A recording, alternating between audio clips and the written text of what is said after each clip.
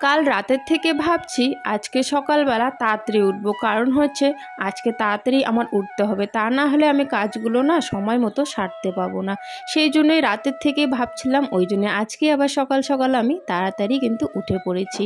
আজকে কিন্তু আমি 5:30টার দিকে আমার কাজ করা শুরু করে দিয়েছি। তো শুভ সকাল বন্ধুরা, কোচবিহার জেলার ছোট্ট একটা গ্রাম থেকে আমি কৃষ্ণা, আমার ব্লগ চ্যানেলে তোমাদেরকে অনেক অনেক স্বাগত আর আমার অনেক অনেক ভালোবাসা। বন্ধুরা, তোমাদের কাছে অনুরোধ রইল সম্পূর্ণ ভিডিওটা দেখার জন্য, স্কিপ না করে। আজকে ভোরবেলা একটু ঝিরঝির করে বৃষ্টি হওয়াতে দেখো প্লাস্টিকটা ভিজে গেছে। হাঁসগুলো আমি কিন্তু ছেড়ে দিয়েছি, হাঁসগুলো বাড়িতে এইদিক ওইদিক ঘোরাফেরা করছে আর কলে পারে কিছু পাচ্ছিল ওটাই আর কি খেয়ে নিচ্ছিল। কারণ হচ্ছে এখন তো পুকুরে জল নেই, তাই কিন্তু পুকুরে আর যায় না, বাড়িতেই সব সময় থাকে। হঠাৎ মঠাৎ একটু বাইরে যায়, তবে খুব তাড়াতাড়ি কিন্তু বাড়িতে এসে পড়ে। তো যাই হোক, আমি এখন উঠোনটা ঝাড় দিয়ে কলে পারে চলে আসলাম বাসনগুলো মাজার জন্য। চলো বন্ধুরা, বাসনগুলো মাজতে মাজতে তোমাদের সুন্দর সুন্দর কমেন্টের উত্তরগুলো দিয়ে ফেলি। অনিন্দিতা বলেছ, দিদিভাই ব্লগটা খুব ভালো হয়েছে, আমার নামটা নিও। এই যে বোন, নিয়ে নিলাম তোমার নামটা, থ্যাংক ইউ সো মাচ গো কমেন্ট করার জন্য। আর পরের কমেন্টটি হচ্ছে বাংলাদেশ থেকে রুনা দিদি ভাইয়ের, যে আমি প্রথম তোমার ভিডিওতে কমেন্ট করলাম, আমার নামটা নিও Runa. Thank you so much comment করার জন্য। সবাইকে থ্যাংক ইউ সো মাচ আমাকে এতটা সাপোর্ট আর ভালোবাসা দেওয়ার জন্য।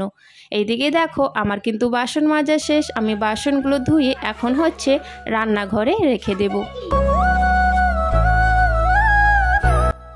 বাসি কাজগুলো তাড়াতাড়ি না আজকে সেরে ফেললাম, আর এখন সকাল সকাল কিন্তু রান্নাটা আমি বসিয়ে দেবো। আর এখন বাজে হচ্ছে 7:30 কি 7টা এরকমই বাজে।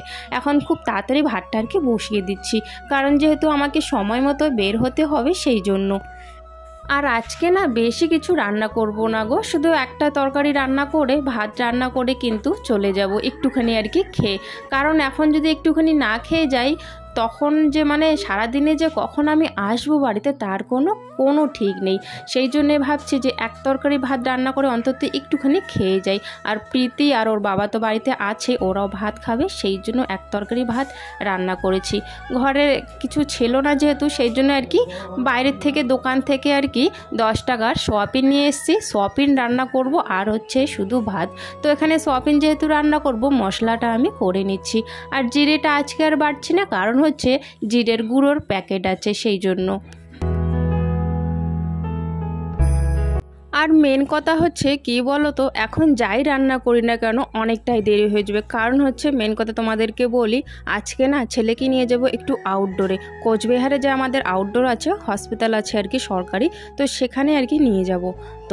তো সেই জন্য আর কি বেশি কিছু রান্না করব না। ওটা না 10টার দিকে আর কি খুলে যায়, আর না 8টার থেকে কিন্তু লাইন আর কি দেওয়া থাকে টিকিট কাটার। সব জায়গায় লাইন, জানো তো, সব জায়গায় যেহেতু লাইন, সেই জন্য না একটু তাড়াতাড়ি বের হতে হবে। তো সেই জন্য একটু তাড়াহুড়ো আমার আছে, সেই জন্যই কিন্তু এক তরকারি ভাত আজকে। তো যাই হোক, তো এইদিকে দেখো মশলাটা করে নিয়েছে, ওইদিকে কিন্তু আমার ভাতের কিন্তু উতালটাও এসে গেছে। ভাতও একটু পরে হয়ে যাবে, আর তরকারিটা রান্না করে দুইজনে মিলে খেয়ে কিন্তু ছেলে আর আমি চলে যাব। আর দেরি নয় গো, কারণ হচ্ছে অনেক দিন হয়ে গেল, প্রায় 1 মাস হয়ে গেল। 1 মাস ধরে আমার ছেলেটা কষ্ট পাচ্ছে। কষ্ট ধৈর্য করারও কিন্তু একটা সীমা থাকে, তাই না? তো অনেক দিন হয়ে গেছে, আর না তাই ভাবছি ছেলেকে আজকে আমি আউটডোরে নিয়েই যাব। তো ওর বাবা যাবে না, আমি একাই কিন্তু নিয়ে যাব। রান্নাবান্না শেষ করে তাড়াহুড়ো করে একদম খেয়ে নিয়েছি, নাকে মুখে একেবারে দুজনে খেয়ে নিয়েছি। কারণ হচ্ছে টাইম হয়ে যাচ্ছিলো ওইদিকে, ওই জন্য আমরা তাড়াতাড়ি একটু করে খেয়ে নিয়েছি। 10টার বেশি বাজে, আর 10টার সময় আর কি খোলে, আর ওখানে খুব ভিড় হয়, লাইন দিতে হয়। টিকিট কাটার ওখানেও লাইন দিতে হয়, আবার ডাক্তার দেখানো ওখানেও লাইন দিতে হয়, আবার যে ওষুধ নেব সেখানেও লাইন দিতে হয় খুব লম্বা। তো সেই জন্য আগে যাওয়া দরকার ছিল আর কি। তো কাজ করতে করতে দেরি হয়ে গেল, কিছু করার নেই, চলো যাই তাড়াতাড়ি।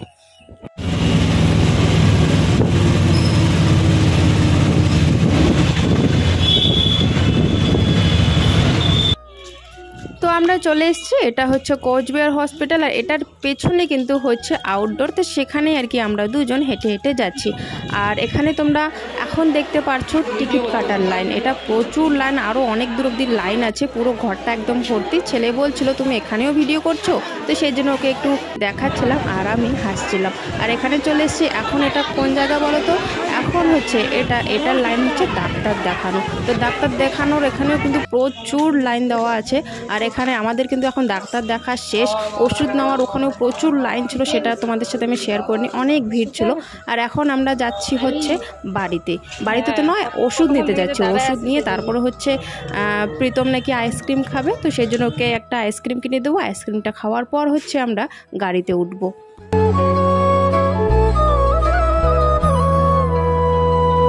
আর আমি না সেরকম করে ভিডিও করতে পারিনি, কারণ ভিডিও করলে ক্যামেরা অন করলে আর কি সবাই না তাকিয়ে থাকে, সেই জন্য কিছু কিছু ক্লিক আর কি তুলেছি।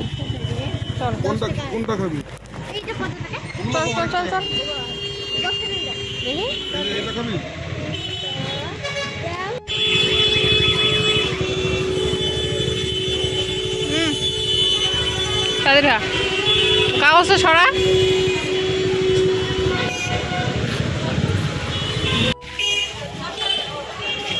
কাগজটা ছড়া। জলটা নোংরা করিস নি তো? হ্যাঁ, জলটা নোংরা করিস নাই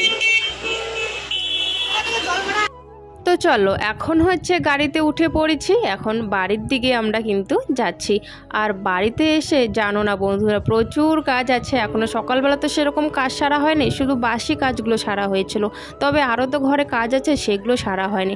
আর এসে দেখি প্রীতমের ঠাম্মা দুধ নিয়ে এসছে। আমি বলেছিলাম দুধ আর কি আনতে, যেহেতু ওর একটু ভিটামিনের অভাব আর কি আছে, তো সেই জন্যই কিন্তু আমি বলেছিলাম দুধটা আনতে। তো না ওকে না অনেক কয়েকদিন দুধ খাওয়াবো আর কি ভাবছি, যেমন করে হোক পয়সা জোগাড় করে খাওয়াতেই হবে, কারণ হচ্ছে ওই প্রোটিন ভিটামিন ওই আয়রন এইসবের কমিতেই নাকি এগুলো হচ্ছে, তো সেই জন্যই আর কি দুধ আর কি আনতে বলেছিলাম।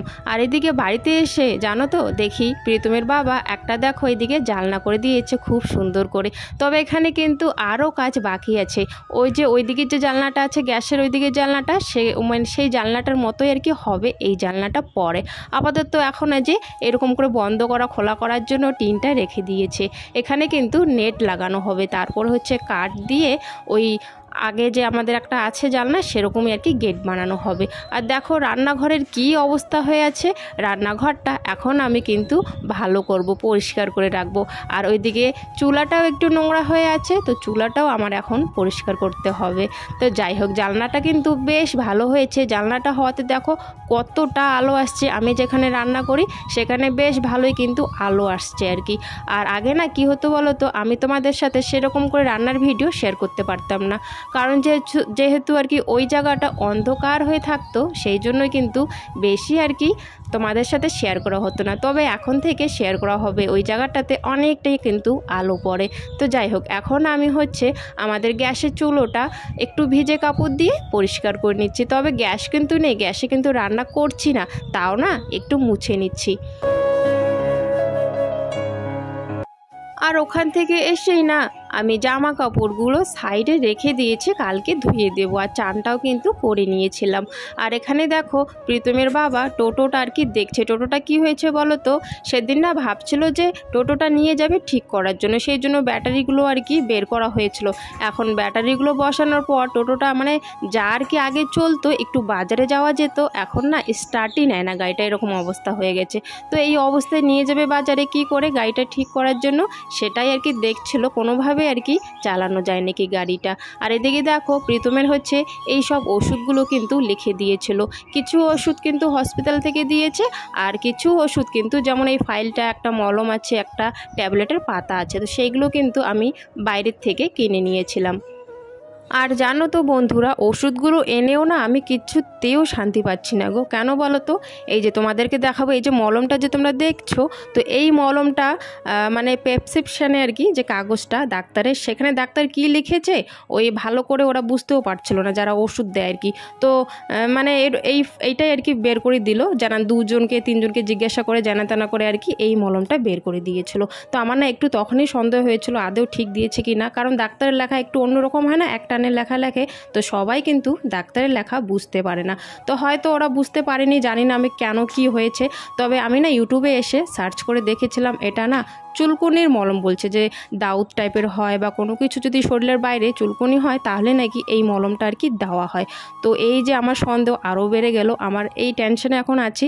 তার জন্যে কিন্তু ছেলেকে আমি আজকে আর মলমটা দেইনি লাগাতে। জানি না এইটা মলম দেবো কি না লাগাতে।